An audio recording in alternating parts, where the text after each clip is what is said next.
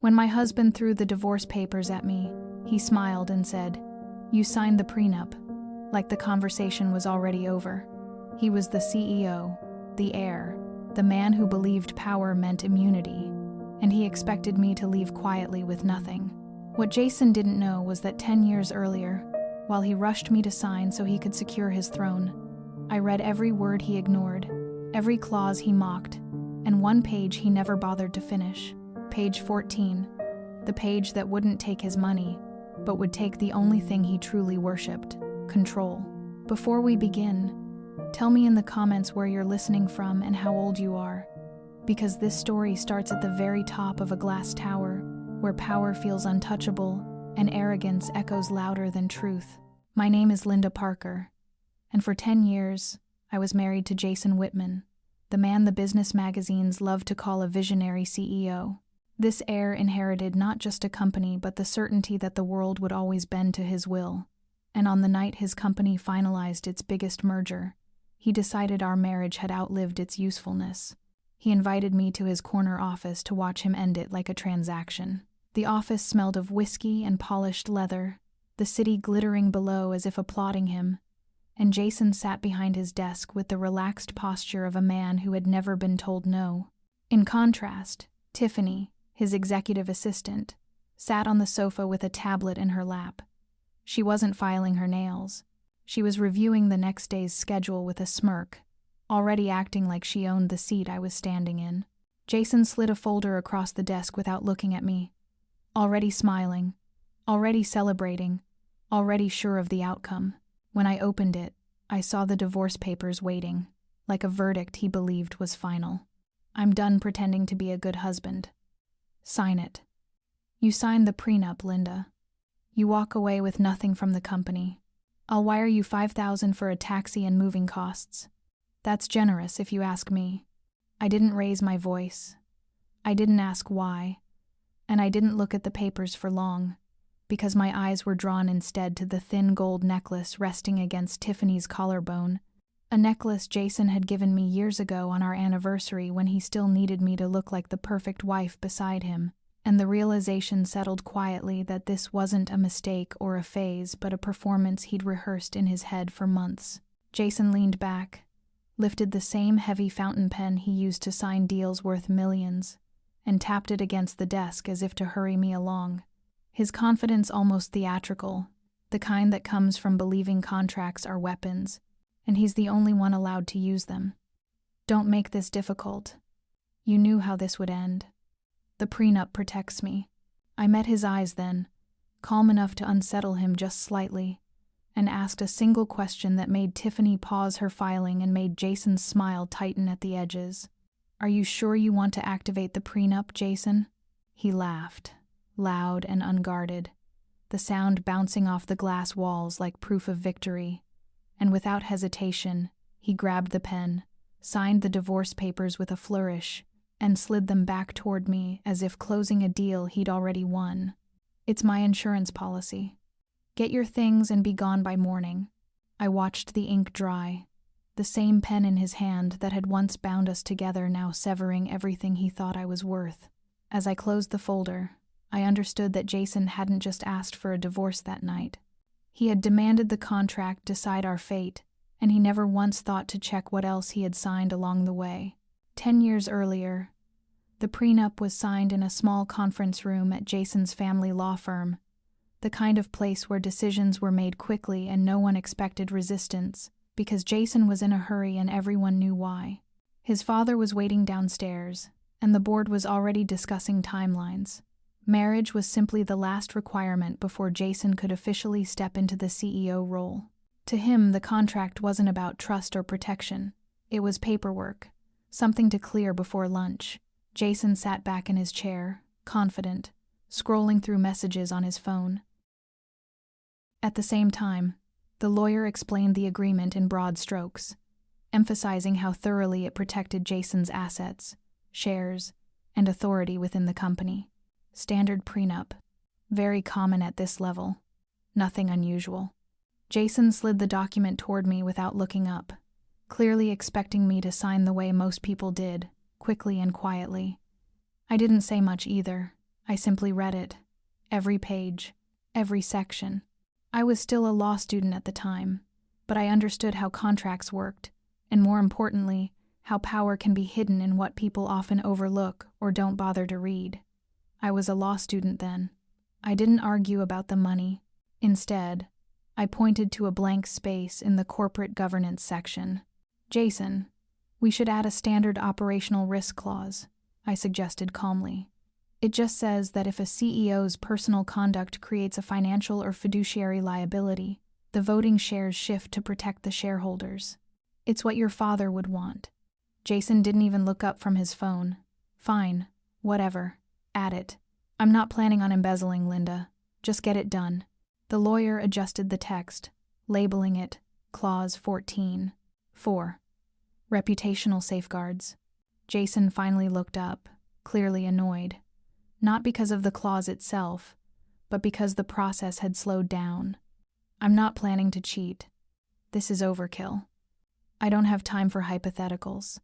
The lawyer hesitated briefly, explained the implications once more, then adjusted the document as requested, framing the clause cleanly as a safeguard for the company, not a penalty for marriage failure.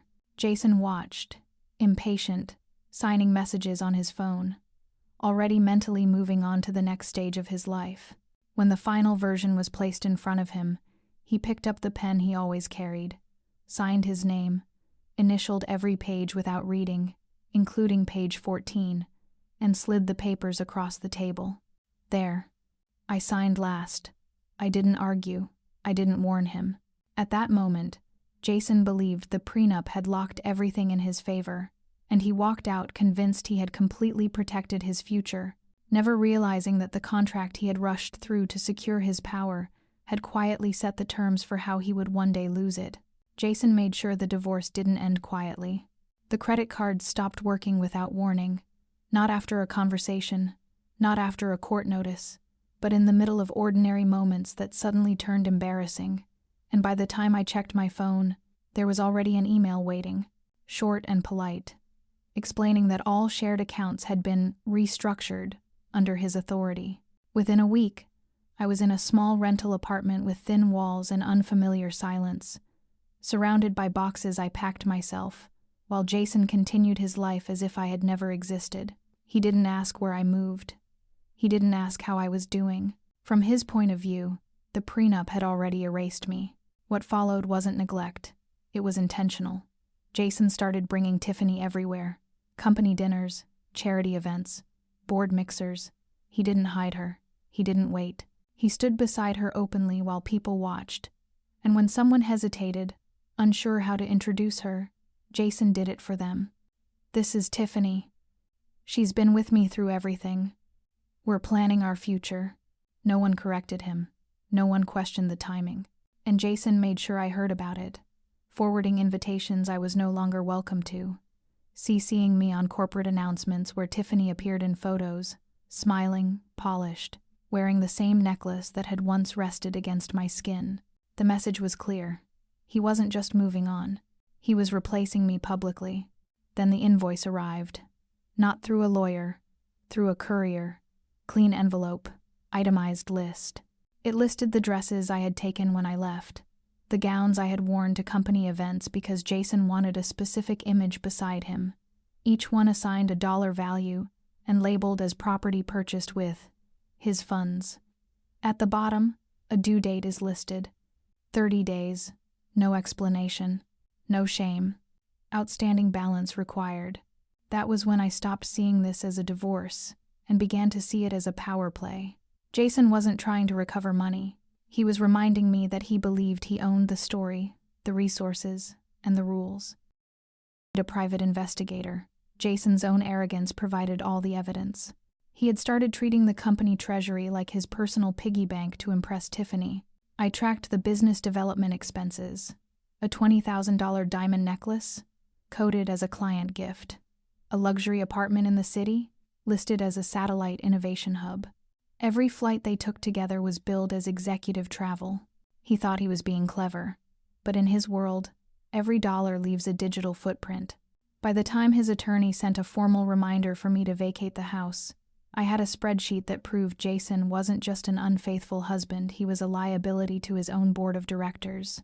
The mediation took place in a neutral conference room that smelled faintly of coffee and carpet cleaner, the kind designed to drain emotion out of conflict, and Jason arrived precisely on time with his attorney, relaxed, confident, already acting like this was the final step before he closed the door on me for good. I came alone, carrying a thin folder, dressed plainly, looking smaller than I used to, and Jason noticed that immediately because his posture shifted into something almost satisfied. To him, this was proof. Proof that the prenup had worked, that the pressure had done its job, that silence meant surrender. The mediator opened the session by confirming the basics, and Jason leaned forward, eager to get his version on record, emphasizing how clearly the agreement outlined my lack of claim to company assets, how reasonable he had been, and how unnecessary conflict would only waste time. We're here to follow the prenup as written. No exceptions. No reinterpretations. When it was my turn, I kept my voice low and steady, asked for very little, and watched Jason's confidence grow with every word. I requested the old car I had been driving for years, not the newer one registered to the company, and asked to keep the dog, citing routine and stability as reasons. Jason's lawyer glanced at him, waiting, and Jason didn't hesitate, shaking his head with a faint smile like he was denying a child an extra favor. The car stays. The dog is property. She can buy her own. The mediator attempted to soften the exchange, suggesting a compromise and addressing the situation's optics. Still, Jason cut it off quickly, repeating what he wanted documented, his voice firm and almost rehearsed. We are enforcing the prenup. Fully. As signed. I nodded, thanked him for his clarity, and said nothing more, because what mattered wasn't what I received, it was what he confirmed. And Jason didn't notice the mediator marking notes carefully, didn't notice the subtle pause before each clarification, didn't notice that his insistence was being recorded word for word. To him, this was dominance, control, and the satisfaction of watching me ask and be denied. When the session ended, he stood first, adjusted his jacket, and offered a smile that carried no warmth. This didn't have to be difficult. See you at the final hearing. Outside the room, Jason laughed quietly with his attorney, already discussing travel plans and timelines, and speaking in the past tense about the marriage. As he walked away, he looked back once, just long enough to be sure I was still standing there, still quiet, still alone. What he didn't realize was that mediation had given him exactly what he wanted, and exactly what he shouldn't have given me: an explicit, recorded declaration that he demanded the prenup be enforced without exception. By the time his lawyer sent a follow-up email summarizing his position, Jason believed the outcome was locked, unaware that he had just removed his last escape route. The courtroom felt different from mediation, sharper and less forgiving, and Jason seemed to sense it too, though his confidence never left him. He arrived early, wearing a tailored suit, and held a familiar pen in his hand. Tiffany, seated a few rows behind him, had the expression of someone expecting entertainment. Jason didn't look at me when I entered. He didn't need to. In his mind, this was a formality, the last step before he walked away untouched. When the judge called the case, Jason leaned forward immediately, sliding the prenuptial agreement across the table with practiced ease, just as he did in board meetings when he wanted to end a discussion quickly. We are prepared to proceed strictly under the prenup. His lawyer echoed the point, confidently and efficiently emphasizing how clearly the agreement limited my claims, how thoroughly it protected Jason's interests, and how unnecessary any delay would be. Jason glanced back once, checking Tiffany's reaction, then looked at me with a faint smile, the same one he'd worn in his office weeks earlier. All she needs to do is sign acknowledgement. Then we can move on. My attorney hadn't spoken yet. He was older, calm, the kind of man who didn't rush because he didn't need to. When he finally stood, he adjusted his glasses and nodded toward the agreement on the table. My client agrees to enforce the prenup. Jason relaxed visibly. Tiffany leaned forward. The judge looked ready to proceed. Then my attorney continued. In full. including page 14. The shift in the room was subtle but immediate. Jason frowned, just slightly, as if trying to recall something he had never considered necessary. Page 14. My attorney turned the agreement so the judge could see it clearly and began reading aloud, slowly and precisely, giving every word its due weight. The clause wasn't dramatic. It wasn't emotional. It was clean, legal, and specific, outlining that if Jason engaged in infidelity tied to the misuse of corporate funds or reputational risk to the company, he agreed to permanently transfer 51% of the voting shares to me to protect the company's interests. The courtroom was quiet enough to hear Jason's breath change. That's not. I never. Jason stopped himself, looking to his lawyer, who was already flipping through his copy of the document, turning pages faster now, eyes narrowing as realization settled in. This clause was added? It was signed, my attorney replied evenly. Jason shook his head, voice rising despite himself. I would have remembered that. I never agreed to that. I reached into my folder and placed the original agreement on the table, open to the exact page, Jason's initials clearly printed beside the paragraph, unmistakable, followed by his full signature at the end. The same pen, the same hand, the same confidence he'd relied on for years. You did agree, I said quietly. You just didn't read it. The judge scrutinized the document, asked a few brief questions, and confirmed the signatures matched. Jason tried to interrupt again, but the sound came out wrong this time, strained, uncertain. This is absurd. This can't be enforced. It already is, the judge replied. Tiffany's face changed first. The amusement drained away, replaced by something closer to calculation, and then concern. Jason turned toward her as if expecting reassurance, but she didn't meet his eyes. When the judge stated that the clause would be subject to evidentiary review, Jason finally understood that the prenup he had worshipped wasn't going to end the case. It was opening it. And for the first time since he walked into the courtroom, Jason looked at me not with arrogance, but with fear. Jason tried to recover quickly, straightening in his chair as if posture alone could restore his authority. For a brief moment, he sounded almost reasonable, arguing that personal relationships had nothing to do with corporate governance, and that the clause on page 14 was being stretched beyond its intended meaning.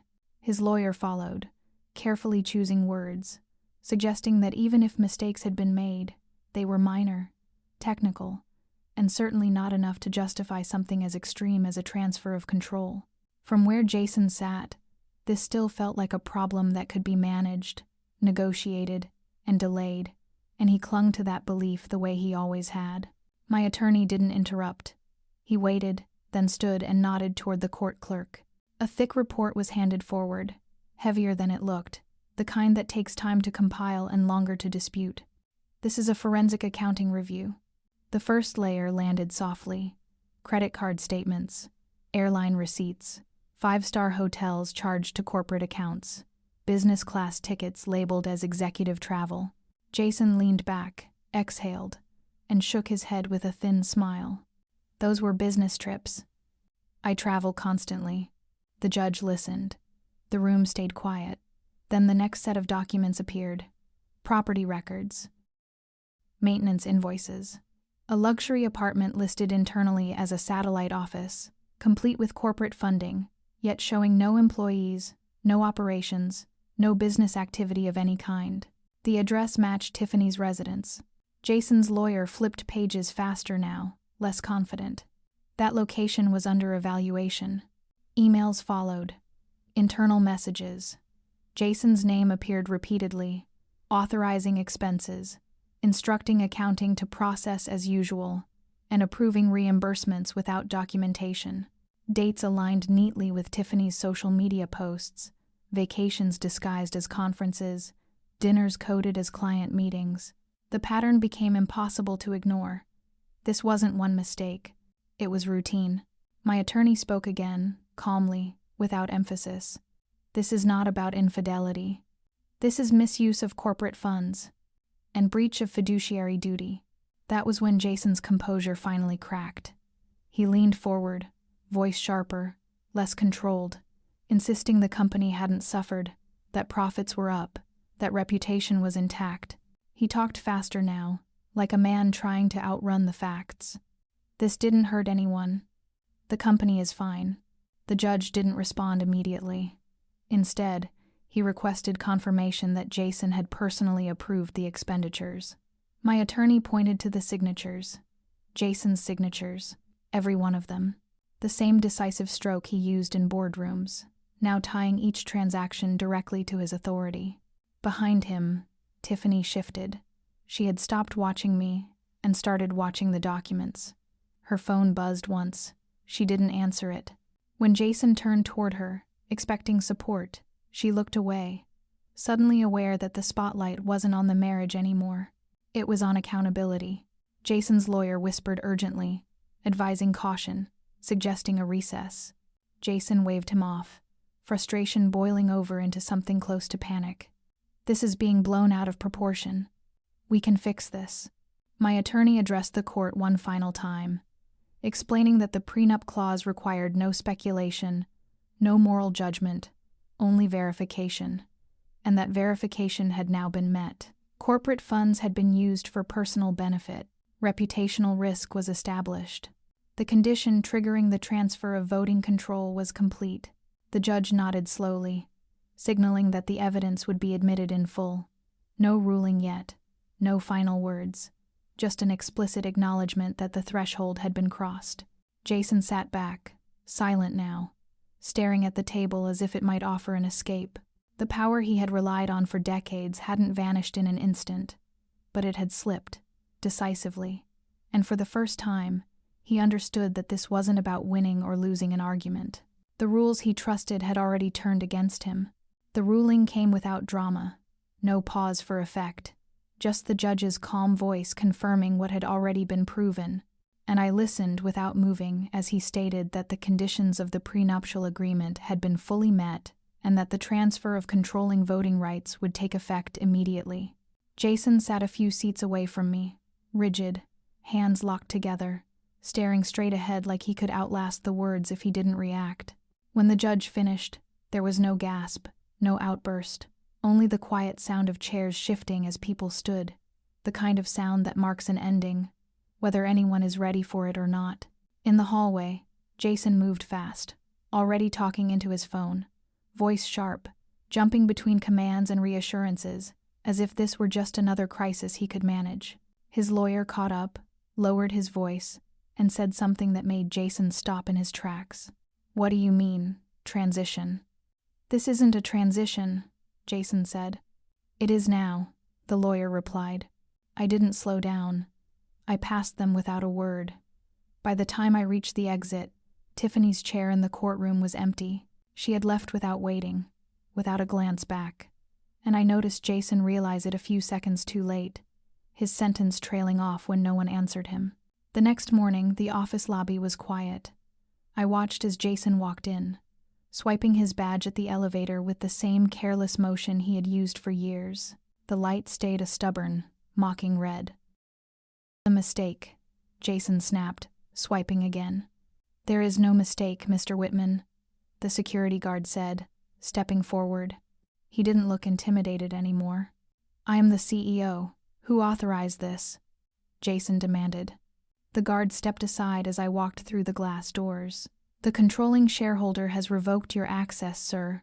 Your personal items have been boxed and are waiting at the loading dock." Jason froze as I stopped in front of him. "Linda? What is this?" "It's the prenup, Jason," I said, handing him the board's emergency resolution. "You wanted it enforced without exception. Clause 14. 4. Your innovation hub and client gifts triggered an automatic transfer of voting control to me. You didn't just lose a wife last night. You lost your throne." I didn't wait for his reaction. I swiped my card, the doors hissed open, and I walked into the office that was now, legally and finally, mine. "I can escort you to collect your personal items," the guard added. Upstairs, my card opened the executive office on the first try. The room felt different, not because anything had changed, but because the tension was gone. No ringing phones, no raised voices, just files waiting where they were supposed to be. I set my bag down and began reviewing the documents, signing where signatures were required, allowing the process to move at its own pace. Jason's voice reached me before he did. "This is insane." He walked in without waiting to be invited, eyes scanning the room like it might rearrange itself if he looked hard enough. "Linda, tell them to stop this. This is temporary," he said. "You know it is." I didn't answer right away. I let him fill the silence, because he always did. "We built this together," he continued. "You can't just erase me." I slid a folder toward him. He barely looked before pushing it back. "You're serious?" "This is leverage," he said. "You don't want to do this." "Jason," I said finally, my voice steady. "You asked for the prenup to be enforced." He scoffed. "That clause was never meant for this. You know that. Everyone bends rules. The company's fine." He stepped closer, lowering his voice as if proximity still carried authority. "You really think paperwork makes you a leader? This isn't how this works." I met his eyes. "I read what you signed." That stopped him. He searched my face, waiting for anger, for satisfaction, for something he could argue with. And when he found none, his tone shifted. "You wouldn't be here without me." I turned the termination notice so he could see it clearly. The board already voted. He stared at the page, at the list of names, his missing among them. "You're really doing this," he said quietly. "After everything." I picked up the pen. "Please collect your things."